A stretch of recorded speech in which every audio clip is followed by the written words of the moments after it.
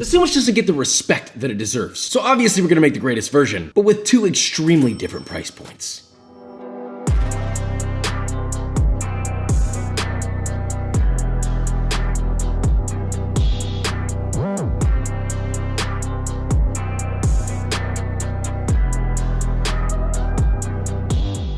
Right, so as I said, the French dip, it doesn't get a lot of love, but it is such a good sandwich. Roast beef, sometimes onions and cheese, stacked up tall, dipped in some umami-rich, deeply flavored broth. Are you kidding me? How do I not hear people saying, that's my favorite sandwich? So we're making the best ultra-traditional version. But then you know what, why not? Let's make a second one that is as expensive as we can make it and see if that really makes a difference. With all that being said, let's make this, shall we?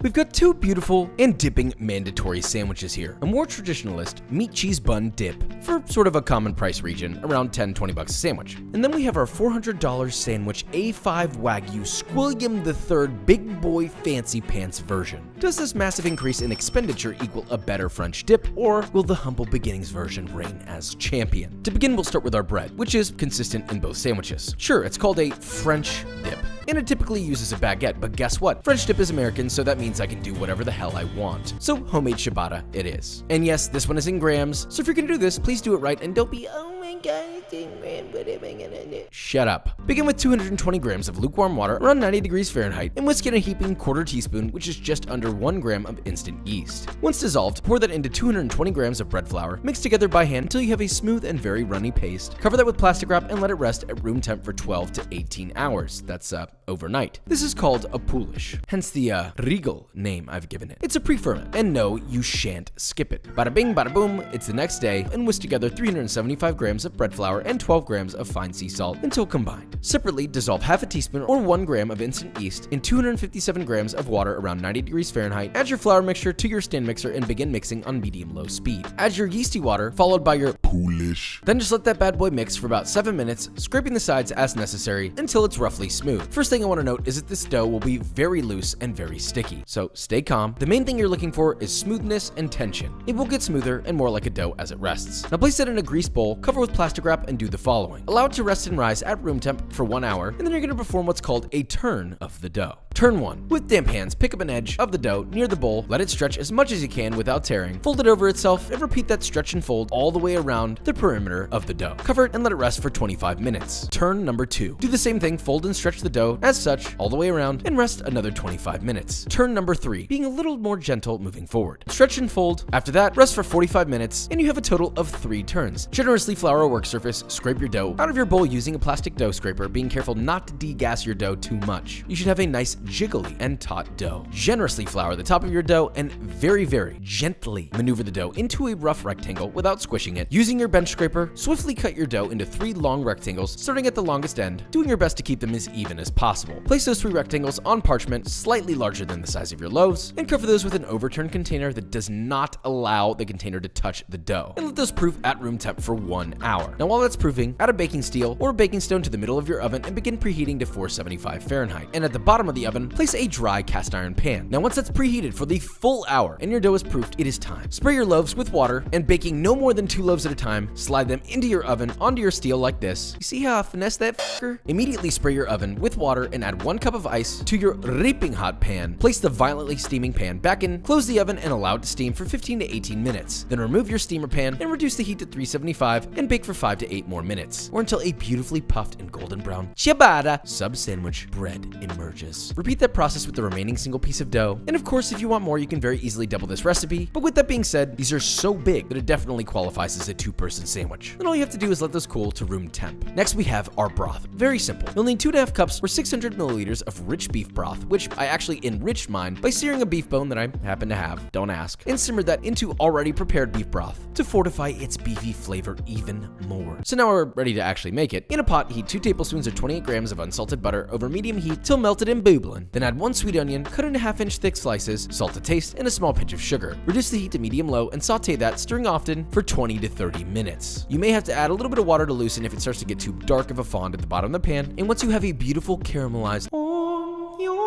You're ready to then add your 2.5 cups or 600 milliliters of your rich beef stock. Then you realize your pot is far too large, so you transfer it to something maybe a little more reasonable. Add a couple sprigs of thyme and let that simmer for about 10 minutes. Then add 1.5 tablespoons or 20 grams of Worcestershire sauce and a 1/4 cup or 60 milliliters of shiradashi. Taste and adjust salt and pepper levels as needed. Strain through a fine mesh sieve, and you have your dip to your French. All right, we have our simple sandwich first, so let's make this quick. Look, you need 2 pounds of very thinly sliced beef. I don't care what you use something that you desire. I went with a ribeye steak cut very thinly because I happen to have this thick boy rib roast, so of course. And I sliced it ultra thin, but you can use any other beef based off your budget and what you want it to taste like. Typically you see roast beef here, so if you want to use my prime rib recipe, you can use that as well. That being said, once you have your sliced raw beef, pat yourself on the back, pal, because that's all. Here's how you cook it. Heat a large pan or a flat top over medium-high heat. Give it a light greasing with oil. I added beef fat that I rendered out from the side of my rib roast trimming. Then add a handful of sliced onion. This is obviously per sandwich, so of course you are going to need a whole thinly sliced onion. Season it with salt and hard sear that onion until you get some light charring and it begins to soften. Set that to the side and add 1/3 of your beef. Season that with salt and pepper and let that sear for 2 minutes or until you get some nice color. Flip, sear another minute and give it some chopping with the spatula to get the meat a touch more fine and,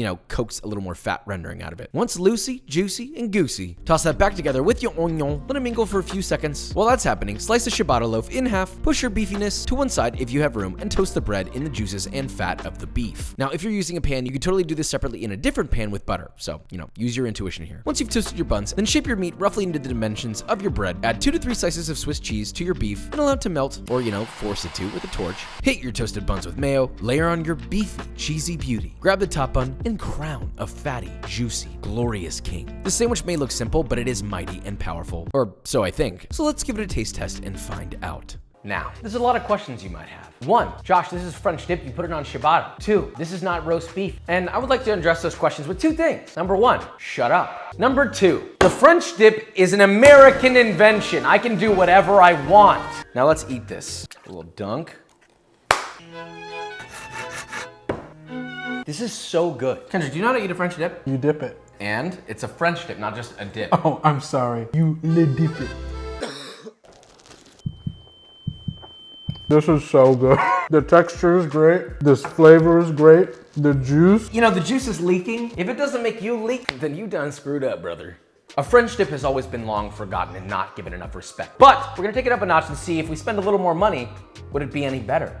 Right, on to our fancy boy version. Before we make our sandwich, let's make Parmigiano Reggiano twills. Sounds fancy, it's really easy. Get a baking sheet with a sill pad on it, great little mounds, consisting of about 2 tablespoons of finely grated Parmigiano Reggiano, and pop that into an oven that's been preheated to 400 Fahrenheit and baked for about 3 minutes or until melted and golden. Then just allow those to cool till crisp, and that's your twill. We have our bread and our broth already done, so let's just focus on the sandwich, of course. Let's begin with our sauce, a horseradish truffle mayo. Mama? Start with 1 cup or 178 grams of mayo, a 1/4 cup or 55 grams of creme fraiche, 2 tablespoons or 40 grams of whole grain mustard, 2 cloves of garlic, fresh grated, a heaping tablespoon or 20 grams of fresh grated horseradish, and 1 whole ounce or 28 grams of fresh grated black winter truffle, which hilariously is actually this entire truffle. Nice work. Season that with salt and pepper and mix until thoroughly combined. I mean, just visually, this is a beautiful sandwich sauce, which yields the power to belong to any sandwich. Next, gremolata. Very simple. Generous handful of fresh parsley, finely chopped, and 2 cloves of garlic, finely chopped, the zest of 1 lemon, and tossed together, and you have a fragrant herbaceous trip, better than smelling fresh laundry, as long as you didn't poop in the laundry. For your beef, you'll need a whole A5 ribeye or strip loin that's about 12 to 14 ounces. Trim off any excess fat, cut it into your desired shape, then heat a dry, stainless pan over medium-high, season your A5 heavily with salt and pepper, add it to your pan and sear for 2 minutes. As we know, A5 will render its own fat out, which we appreciate. Flip to reveal a sear that will surely cause a tear or 2 and possibly a good old-fashioned buzz, and sear for 1 to 2 more minutes. Remove from the pan and rest for 5 minutes. Then get your sharpest knife, slice into 1/4-inch thick slices that are even. I mean, for real, I'm tired of seeing all your uneven sliced steaks. Keep it even, especially if you're gonna ball out and drop $2.50 on a steak. Now on to assembly, which is equally as easy as before. Generously truffle mayo your toasted buns. We always toast here. Layer on some very thinly sliced fresh onion. Gently and nicely layer on your whole steak, dribbly and moist as it is. Hit it with your gremolata generously. Gently add on your Parmigiano Reggiano twills. And finally, crown your undeniably luxurious, audacious sandwich. Cut it in half, of course on our bias, to reveal a cross section that makes me blush just a little. And get ready to dip and put something that costs a lot of money gently and lovingly into your mouth. Now let's see if, that $400 or so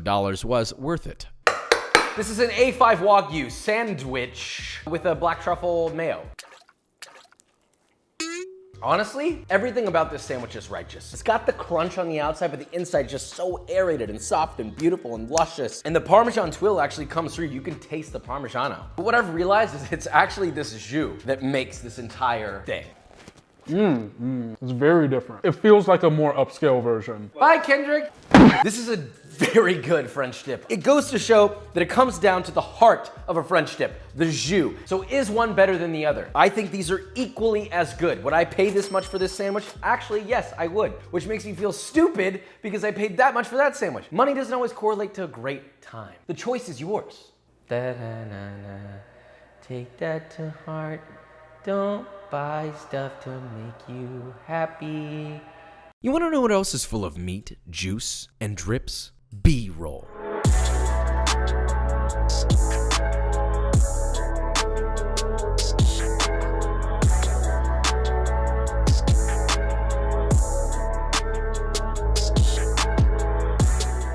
Alright guys, and that is it. So we made our two different French dips. They both came out splendid, if I do say so myself. Was one better than the other? It's hard to say. I feel like I gravitate a little bit towards the more traditional version because it's a little less chaotic, but I really enjoyed the eating experience of these two sandwiches almost equally. That makes that $400 price point not really worth it at all. But, and I say this with a heavy, big, juicy but, the experience of the Wagyu version was a little bit more exotic. It felt a little bit more fancy. But if I enjoyed it the same, then probably we're gonna wanna vote for that traditional sandwich. But hey, if you got some extra cash you want to throw out a window and give it a little try, have a little A5 sandwich, knock yourself out because it's gonna be delicious either way, and that is the beauty of a French dip. So with all that being said, if you enjoyed this video or you learned something, leave a like, subscribe, and I'll see you next time.